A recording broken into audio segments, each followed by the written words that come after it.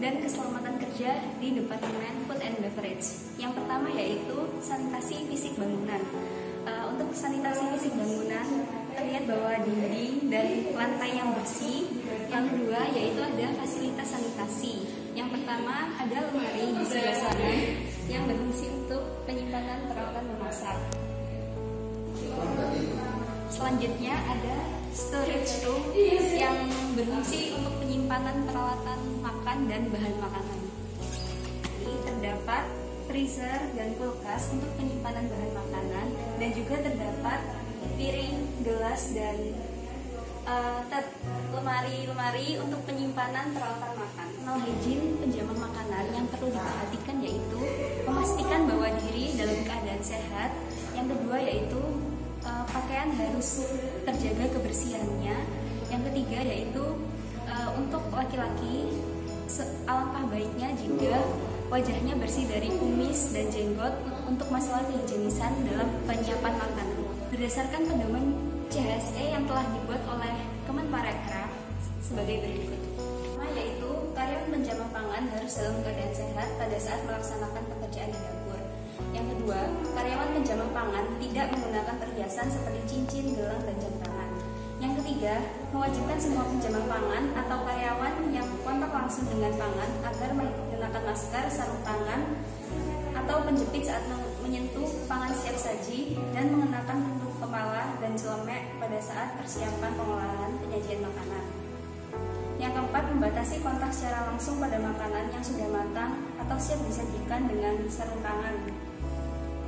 Yang kelima, posisi bekerja di area dapur, memperhatikan penanda yang telah ditetapkan untuk jarak aman.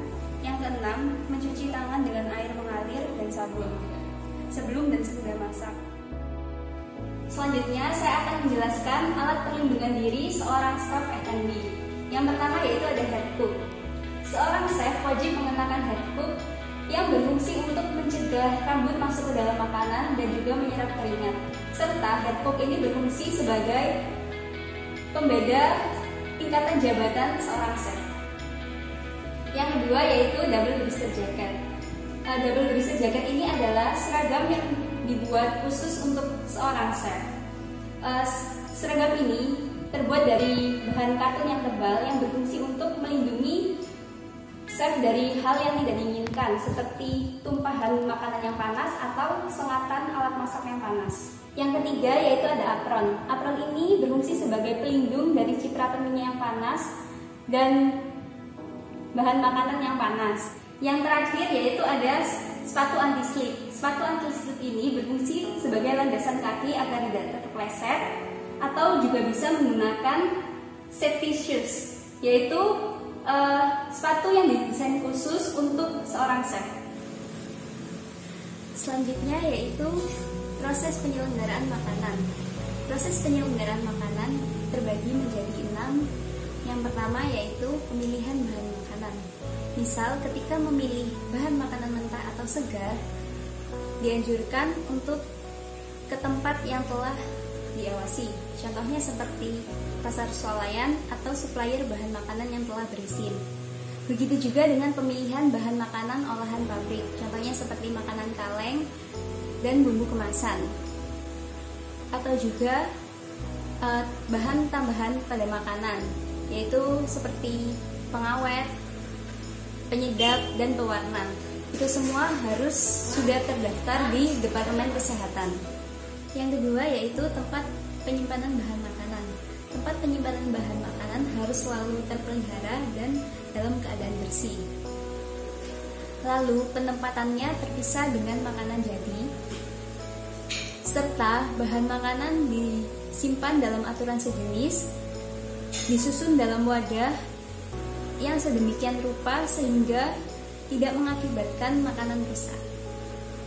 Contohnya seperti telur dan susu cair yang disimpan di dalam chiller agar tahan lama. Lalu ayam, daging, dan ikan disimpan di freezer. Coklat batangan harus disimpan di tempat yang kering dan tidak lembab. Tidak boleh diletakkan di lemari pendingin.